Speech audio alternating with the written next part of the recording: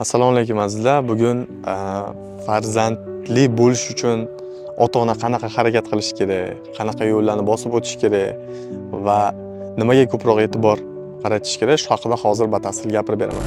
Birinchi navbatda erkak kishidan boshlaymiz.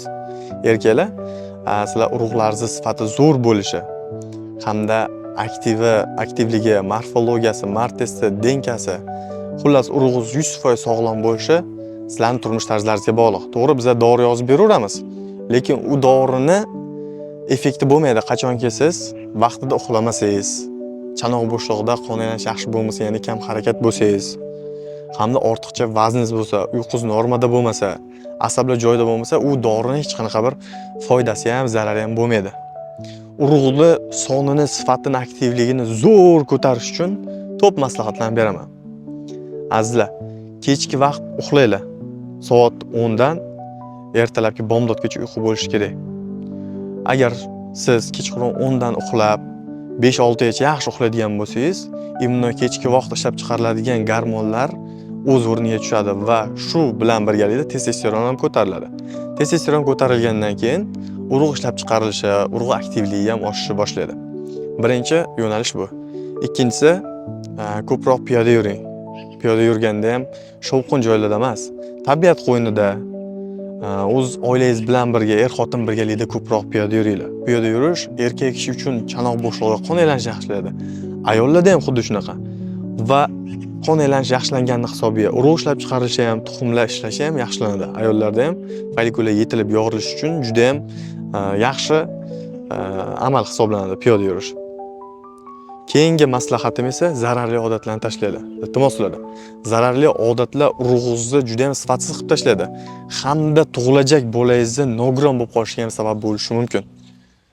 Imkon qadar tashlanglar, bo'lmasa maksimal kamaytirishga harakat qilinglar.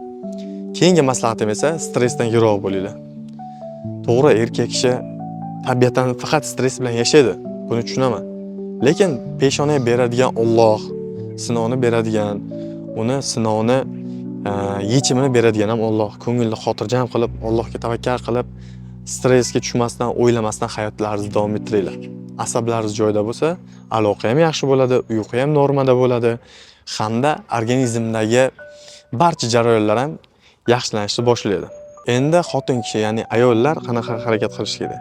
Ayollar ham albatta vaqtida uxlash kerak, sog'lom ovqatlanish kerak, ortiqcha vazn bo'lsa, vazn tashlashga harakat qilish kerak. Hamda stressdan yiroq bo'lish kerak.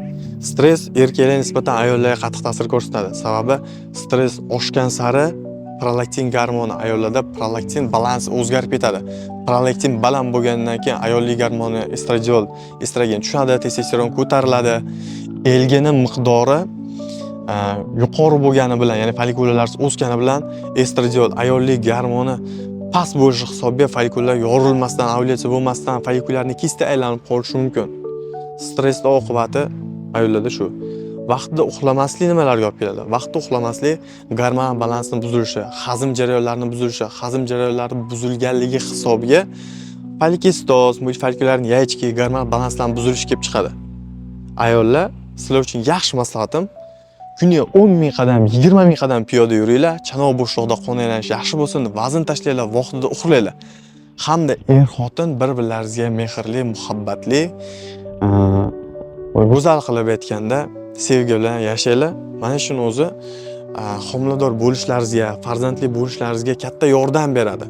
Azizlar, sog'lom nasl qoldirishingiz sizning kelajagingiz. Hamda sog'lom naslni rivojlantirish, unga qarash, voyaga yetkazish ham sizning vazifangiz. Ko'ngilni xotirjam qilinglar, er-xotin bir-birlaringizni sevib, birgalikda harakat qilinglar. Sababini qilinglar, beradigan Alloh.